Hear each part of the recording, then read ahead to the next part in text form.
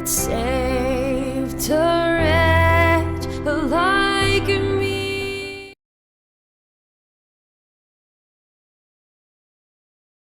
Goeiedag. Ons kyk weer na die evangelie, die goeie nuus van Jesus Christus. En as ons sê dis goeie nuus, dan moet dit goeie nuus wees. En dit is werklik goeie nuus. As ons na hierdie werklikheid weer gaan kyk, en baie keer is 'n mens net in die skrif bly. Dit is so belangrik dat ons in die skrif bly, want die skrif sê, Romeine 10 vers 17 sê, geloof kom deur die gehoor, gehoor deur die woord van God. En ek sit net weer en dink aan die werklikheid, dit wat opgeteken vir ons is in die Bybel. En ek het nou die vorige keer gepraat oor Johannes 4, die Samaritaanse vrou, en hoe sy dan by die mense gekom het, en op 'n stadium toe kom hulle by haar, toe sê hulle van, weet jy wat, ons glo nie meer op grond van wat jy gesê het nie, maar ons het nou vir onsself gehoor. Hulle het by Jesus self gehoor, en dit het vir hulle werklikheid gebring. Dan sit mense en dink daaraan, dat ons kom baie keer in 'n tradisie, word ons groot. Ek het in 'n tradisie groot geword, waar ek sekere dinge geglo het, en my pa het vir my gesê, jy sal aan hierdie politieke party behoort, en jy sal na hierdie kerk toe gaan. En dan sit mense en dink daaraan, dis bloot net 'n tradisie, daar's geen werklikheid en geen krag noodwendig daarin nie. En dan sit 'n mens, maar die oomblik toe ek die skrif begin lees, want ek het in daai punt gesit, hoekom is daar so baie denominasies wat nie met mekaar wil saampraat, nie mekaar stem nie, maar daar's een woord. So dit is baie belangrik, dat ons na die woord gaan kyk. En as iemand met jou praat oor die geestelike, en hulle word nie, die woord is nie die middelpunt nie, en die kruis die middelpunt nie, dan praat ons nie van 'n kruisie wat nou 'n mooi jewelry is wat om jou nek hang nie, dan praat ons die werklikheid, dit wat Jesus Christus kom doen het vir ons. As ons na die kruis praat, waarin Christus vir elke mens gesterf het en opgestaan het en vir elke mens 'n nuwe lewe gegee. Dis die werklikheid van die kruis. Goed, maar nou sit ons baie keer en ons dink aan geskenke, en ons dink byvoorbeeld aan ons geestelike werklikheid, dan sit ons met Kersfees, die geboorte van Jesus wat ons herdenk, dan is die mense kry geskenke, en alle mense hou van geskenke, dis lekker om geskenke te kry. Baie belangrik is ook om 'n geskenk moet oopgemaak word, en 'n geskenk moet gebruik word, anders het hy geen werklikheid nie. En dan sien ons hoe ons begin met hierdie hoogtepunt, waar die hele wêreld eintlik tot stilstand kom in Kersfees, en die winkels, dis geskenke, en is 'n opgewondenheid, en al die tipe van goede. En dan gaan ons verder dan deur die jaar, dan kom ons weer, in ons geval met ons almanak, dan kom ons by die werklikheid van die Paasnaweek uit, Goeie Vrydag en Paasmaandag, en al die werklikhede rondom dit, en ons het nou alweer met Palm Sunday, die Sondag net voor die Paasnaweek. Maar weet jy wat, dit raak op die einde maar net 'n lekker vakansie, 'n ekstra dagie by die werk af, dat dit het al so afgewater, dat ons baie mense nie eens meer agslaan op dit nie. En waar ons in die vroeër tyd daarom nog dit 'n vakansiedag gehad het, en die mense nog kerk toe gegaan het, ensovoorts. En dan sien 'n mens ook dat, dan kom ons by Hemelvaart uit, wat glad nie eens meer deel van ons kalender vorm nie. En wat eintlik die werklikheid is Jesus Christus het opgevaar na die hemel, en hy het sy lewe vir elke mens gegee. Hy het sy lewe vir elke mens geskenk. En dit is daai geskenke wat ons kyk. Ons moenie bly by die geskenk wat ons in die krib gekry het nie. Ons moet gaan kyk na hierdie werklikhede, hierdie geskenk wat God in Christus vir ons gegee het. En ek wil graag bietjie daarna gaan kyk.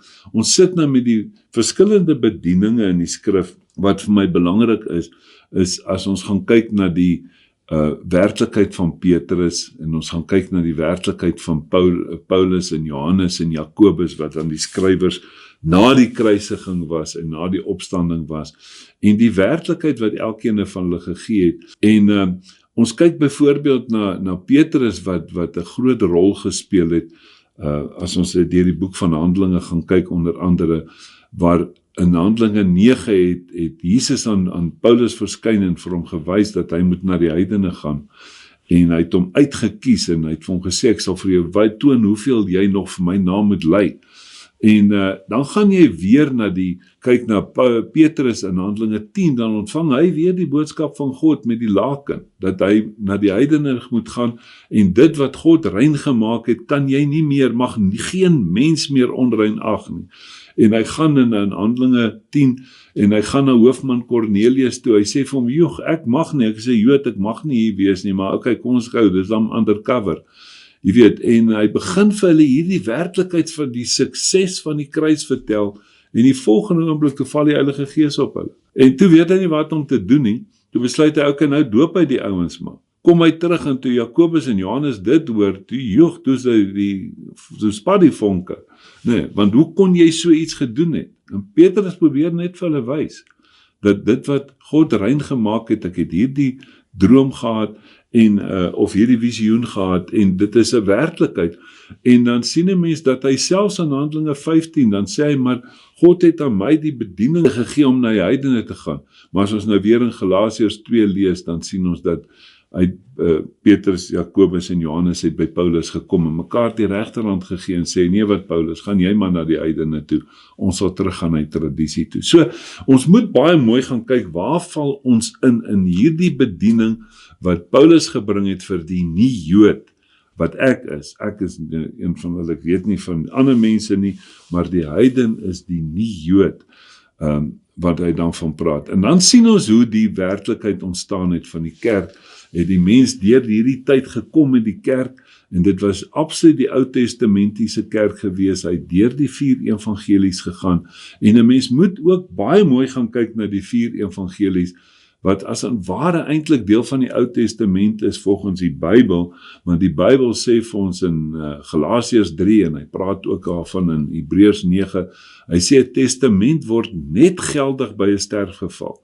So ons moet daardie skuif maak, dat die Ou Testament het kragtig geword, het geldig geword by die sterwe van Jesus Christus, aan die einde van Matteus, Markus, Lukas en Johannes, en daarna die testament uitbetaal, met ander woorde, ons het toe 'n erfgenaam geword, nadat 'n testament, na die sterfgeval, en die testament geldig geword het, dan word jy erfgenaam, en hoeveel werk jy vir jou erfporsie? 0, niks. Jy werk nie vir hom nie. Dis 'n geskenk wat vir jou gegee word.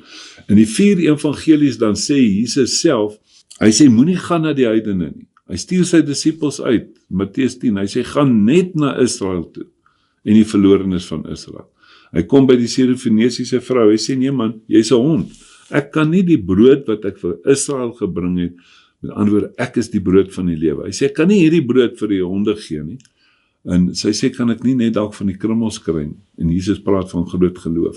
Jy sien, so daai werklikhede moet ons verstaan, en dan het hy gekom by die kerk, met die uitstorting van die Heilige Gees, en ons kyk eintlik nou na die kruisiging, die opstanding, dan kom ons by die kerk van Handelinge, waar die Pinkster is, en die uitstorting van die Heilige Gees, en die gawes, en al daai tipe van goede, en baie mense het nou aanbeweeg tot daar, maar hulle het daar vasgehaak. Net by die kerk, ek het al so baie, as ek met mense praat, dan sê hulle, nee, maar ons moet kyk na die kerk van Handelinge. Maar die kerk van Handelinge is die eerste paar hoofstukke van Handelinge, en jy sien dat Paulus skryf nog steeds daar. Hy sê dat God het bekering vir Israel, Handelinge 5 byvoorbeeld, bekering geskenk. En 'n mens sien, as jy na die boek van Handelinge gaan kyk, die kerk van Handelinge, dan sien jy dit was nog steeds net vir die Jode, en dan sien jy dat in Handelinge 9 eers het die boodskap na die heidene gegaan, wat Jesus vir Paulus geroep het, in Handelinge 10, wat God dit aan Petrus geopenbaar het. So, die heiden was nog nie ingesluit voor dit nie. En Jesus het in Johannes 10 gesê, ek het skape van 'n ander kraal. Hy sê, en dit moet ingesluit word, want dit moet wees een kudde, een herder. So mense, baie belangrik, so die ouens het gekom by die Pinkster, en hulle het gekom by die charismatiese bedieninge, waar dit absoluut oor die gawes die gaan. Maar kom ons kyk gou wat gebeur, as ons gaan kyk, en ons beweeg verder aan. Al daai is 'n werklikheid, maar daar is 'n verder aanbeweeg, en dit is die geregtigheidsboodskap, wat nou oopgaan, en wat die mense, baie mense is wat nou verkondig, en mense wil dit nie glo nie, hulle sê, nee, dit stem nie saam met ons tradisie nie. Maar ons moet gaan kyk dat daar is 'n tydlyn wat God opbeweeg, en dan praat hy nou van die geregtigheidsboodskap wat inkom, waar die mens moet besef dat God het ons in Christus geregtig verklaar, deur vir ons daardie werklikheid te doen. Kyk, as jy byvoorbeeld na Romeine 4 gaan kyk, hy praat oor die geloof, dan sê hy, ook aan ons ontwil aan wie dit toegereken sal word, ons wat glo in hom wat Jesus Christus uit die dode opgewek het, hierdie Jesus, vers 25 Romeine 4, wat oorgelewer is terwille van ons misdade en opgewek is terwille van ons regverdigmaking. Dis die twee aksies. Ons moenie net by die sterwe bly nie, mense, want dan is jy dood, dan is jy gone. Die sterwe, ons was almal ingesluit in Jesus Christus. Ek is saam met hom gekruisig, sê Galasiërs 2 vers 20, en om te voldoen aan dit wat die Ou Testament gesê het, en dit was voldoen, dit is volbring. Daarna kom Jesus en hy gee vir ons deur die opstanding 'n nuwe lewe. Jy moet die twee goed sien. Die kruis was 'n waterskuiwing. Hy sê, en opgewek is terwille van ons regverdigmaking, en dit wat mense vir jare en eeue probeer kry het deur die wet in die ou verbond, sê hy, omdat ons dan uit die geloof geregverdig is. Romeine 5 vers 1. Jy sien, dis die werklikheid waarby ons nou moet uitkom. Het ons vrede by God deur ons Here Jesus Christus, deur wie ons ook deur die geloof die toegang verkry het tot die genade waarin ons staan. So net geloof en die oortuiging van dit wat God in Jesus Christus gedoen het, net daai geloof gee vir jou toegang tot die oortuiging van die sukses van Jesus aan die kruis, toegang tot die genade waarin ons staan en ons roem in die hoop op die heerlikheid van God. So kom ons kyk bietjie na die geregtigheidsbediening. Dan praat hy daarvan in Romeine 9 vers 25. So sê ek in Hosea sê, ek sal die wat nie my volk is nie, my volk noem, en haar wat nie bemin is nie, die beminde. En in 'n plek waar hulle gesê het, julle is nie my volk nie, daar sal hulle genoem word, kinders van die lewende God. Jy sien, die werklikheid, kinders van die lewende God. En Jesaja roep oor Israel uit, al is die getal van die kinders van Israel soos die sand van die see, net die oorblyfsels sal gered word, want hy volbring 'n saak en verkort dit in geregtigheid, omdat die Here 'n saak wat verkort is op die aarde sal doen. En dit is in hierdie laaste tyd, hy sê, as hy nie die dae gaan korter maak nie, dan sal die mense dit nie kan vat nie. Kyk waarmee sit ons nou. Ons sit in 'n situasie waar omstandighede ongelooflik swaar is en selfs baie keer onmoontlik lyk. En sien ons daar, maar die Here sê hy, dit gaan oor die natuurlike, en dit voel vir ons, daar's nie meer tyd nie. Die dae is te kort om alles te doen. Maar is die geestelike nie soveel groter as die natuurlike nie? En dit is die werklikheid, want die oomblik as jy klaar maak hier, is jy klaar met die natuurlike, en dan staan jy voor God. Hy sê, en dan sal hy vir jou vra, het jy hierdie werklikheid, die saak wat ek verkort het in geregtigheid, want God sal 'n saak wat verkort is op die aarde doen. En dan praat hy hiervan oor die heidene, vers 30, wat sal ons dan sê, dat die heidene wat die geregtigheid nie nagejaag het nie, die geregtigheid verkry het, naamlik die geregtigheid wat uit die geloof is. Hy gaan verder dan sê, terwyl Israel dit nie kon kry nie, want hulle dit deur hulle eie manier probeer kry, deur wetsonderhouding, maar Christus, kyk mooi mense, ons moet gaan kyk, dit gaan nie oor jou ding wat jy doen nie, God is besig, hy's die stuurman, hy's die stuurman. Jy sien, ons sit baie keer as daar 'n bus ry, en die bus ry snaaks oor die pad, dan help dit nie, jy praat met die passasiers nie, help nie, jy praat met die bus nie, jy moet met die bestuurder praat, en hier is die bestuurder van ons bus antwoord, en hy sê vir ons, dis nie meer, dis nou op grond van geloof, om te glo in die sukses van Jesus Christus aan die kruis, nie deur wetsonderhouding nie, nie deur jou siening nie, wat gaan maak dat daar elke keer nog nuwe kerke en denominasies bykom nie. Hoor mooi wat sê in Romeine 10 vers 1. Broeders, die verlange van my hart en die gebed wat ek tot God vir Israel doen, is tot hulle redding. Want ek getuig van hulle, dat hulle 'n ywer vir God het, maar sonder kennis. Hulle is besig, sonder kennis, soos Paulus op pad na Damaskus. Hierdie mense wat geglo het in die sukses van Jesus Christus, hy het 'n brief van die kerk om hulle te vang, en hy kan self doen wat hy wil en in die tronke te gooi ensovoorts. Nee, hy doen God 'n verskriklike groot guns. Miskien intussen kom hy agter, hy's besig om Christus te vervolg, want Christus is nou in die mense wat hy slaan en mee te kere gaan. Hy sê, want omdat hulle die geregtigheid van God nie ken nie, het hulle eie geregtigheid probeer oprig en hulle nie aan die geregtigheid van God onderwerp nie. Jy sien, mense ken nie die geregtigheid van God nie. Hulle ken nie die skortwerk wat God in geregtigheid doen nie. Dan probeer hulle dit op hulle eie manier verkry. Hy sê, want Christus is die einde van die wet tot geregtigheid vir elkeen wat glo. Ons kyk na hierdie geskenk wat God in Christus vir ons kom gee het. Hy sê verder, hy sê te vers, hy sê, maar die geregtigheid wat uit die geloof is, sê dit, moenie in jou hart sê, wie sal in die hemel opvaar, naamlik om Christus af te bring nie, en wie sal in die afgrond neerdal, naamlik om Christus uit die dode op te bring nie. Maar wat sê dit?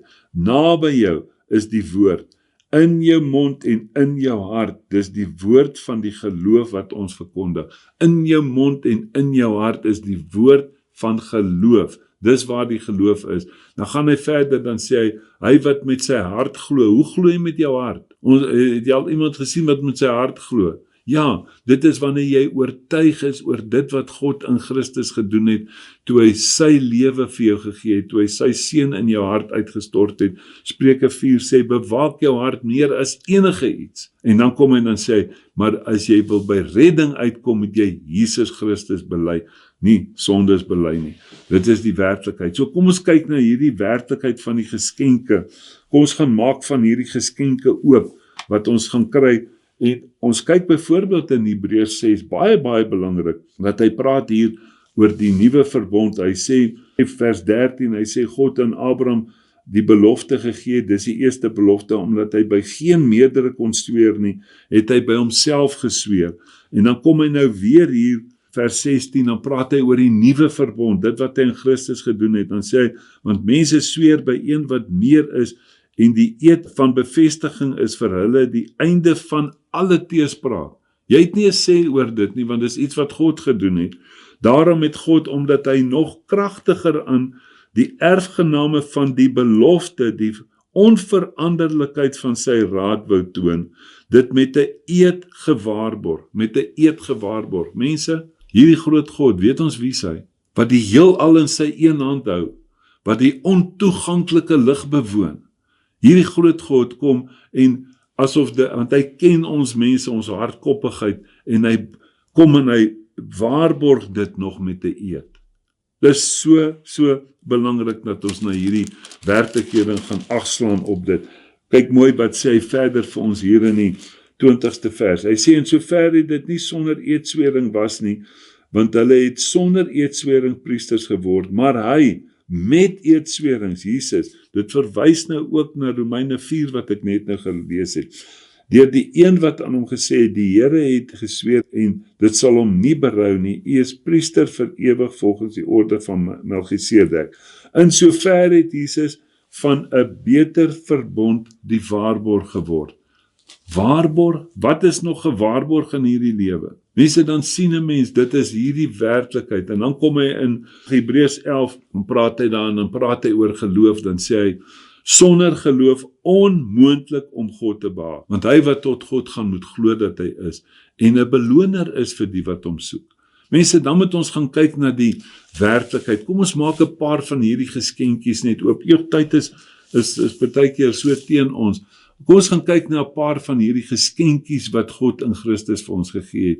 Die heel eerste geskenk wat God in Christus vir ons gegee het, was Galasiërs 2 vers 20 sê, en julle is saam met hom gekruisig. Hy sê, ek is saam met Christus gekruisig, ek leef nie meer nie.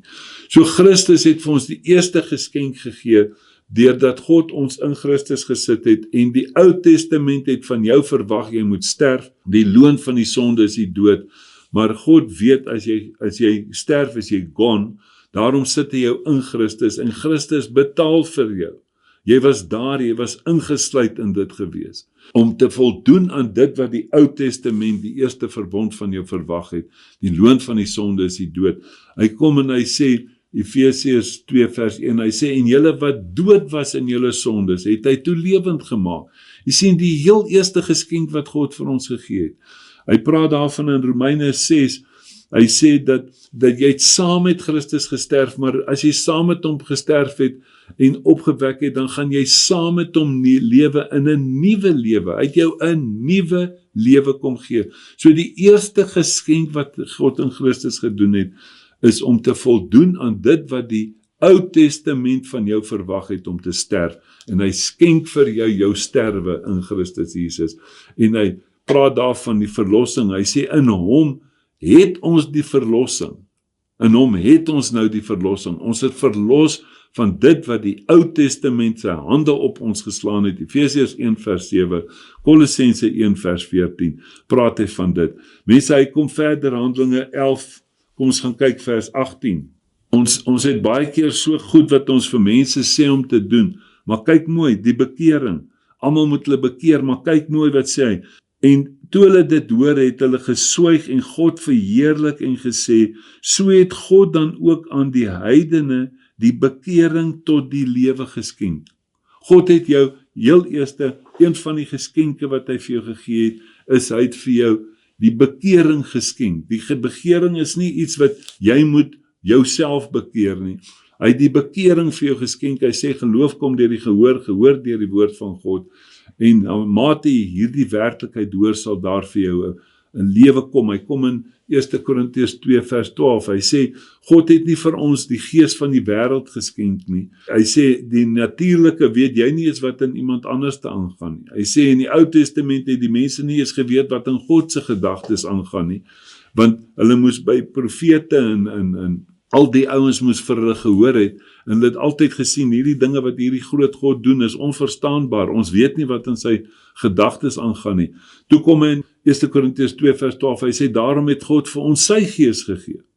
Die geskenke wat hy gegee het, hy het vir ons sy gees gegee, sodat ons kan weet wat hy ons uit genade geskenk het. Hy gaan verder, hy sê, weet jy nie, jou liggaam is nou 'n tempel van God, en dat die gees van God in jou woon nie. Dis so belangrik, dis 'n geskenk wat hy vir ons gegee het. Hy sê, dis 1 Korintiërs 3 vers 16, vers 17 sê, hy wat die tempel van God skend, God sal hom skenk, want die tempel van God is heilig, en dit is julle. So omdat God nou in ons is ons heilig. Hy sê, 1 Korintiërs 1 vers 30, dat God het ons in Christus gesit, wat vir ons geword het, ons nuwe wysheid, ons verlossing, ons geregtigheid en ons heiligheid. Dis die geskenke wat God vir ons in Christus gegee het. Hoor mooi wat sê hy in 1 Petrus 1 vers 3. Hy sê, geseënd is die God en Vader van ons Here Jesus Christus, wat ons na sy groote barmhartigheid ons die wedergeboorte geskenk het, tot 'n lewende hoop by die opstanding van Jesus Christus. Mense, alles wat jy het is geskenke. God gaan nooit iets van jou verwag wat hy nie eers vir jou geskenk het nie. En dit is daai werklikheid. Ek sê altyd, as jy vir iemand sê, gee my 1 miljoen rand, gaan hy sê, ek kan nie. Of dalk, maar as jy vir hom eers 5 miljoen rand gee, en jy sê, gee nou vir my 1 miljoen rand, dan gaan hy dit hê om vir jou te gee. Dit is so belangrik dat God het vir ons alles geskenk. Hoor mooi wat sê in 2 Petrus 1. Hy sê vers 2, mag genade en vrede vir julle vermeerder word deur die kennis van God en Jesus ons Here. Immer sy goddelike krag het ons alles geskenk. Alles geskenk. Hy, ons, alles geskenk wat tot die lewe en godsvrug dien. Deur die kennis van hom wat ons geroep het deur sy heerlikheid en deeg. Jy moet net inligting kry daarvan. Mense, dis 'n geskenk. Alles is geskenke, toegedraai in papier. Elke bladsy van hierdie woord is 'n geskenk wat hy vir ons gegee het. En jy moet tot 'n kennis kom daarvan, en dit is hoekom ons ook dan met mekaar praat oor hierdie werklikhede. Hy sê, deur hierdie kennis, hierdie inligting wat jou kom oor al jou geskenke, waar kan dit jou heen vat? Wat 'n voorreg is dit as 'n mens 'n geskenk kry in Kersfees, en jy kan hom gebruik. Hy voeg waarde by jou toe. Nou sê hy, waardeur hy ons die grootste en kosbaarste beloftes geskenk het. Die grootste en kosbare beloftes het God vir ons geskenk, sodat julle daardeur deelgenote kan word van die goddelike natuur. Hy het ons geskenk om deel te word van sy natuur, en dan verstaan jy hoekom Kolossense 3 vers 3 sê, julle lewe is nou saam met Christus verborge in God. Jy's nou deel van die goddelike natuur. Mense, daar's so min tyd, kom ons kyk gou net, sluit af met Romeine 8, vers 31. Wat sal ons dan van al hierdie dinge sê? As God vir ons is, wie kan teen ons wees? Hy wat self sy eie seun nie gespaar het nie, maar hom vir ons almal oorgegee het. Hy het sy seun oorgegee vir ons almal.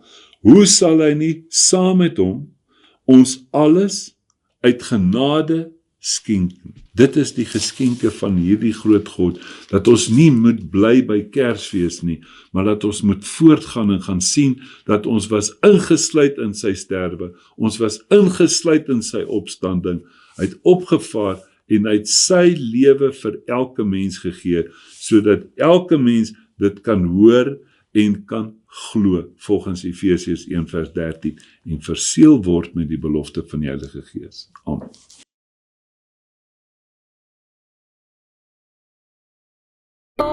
I'm found was blind, but now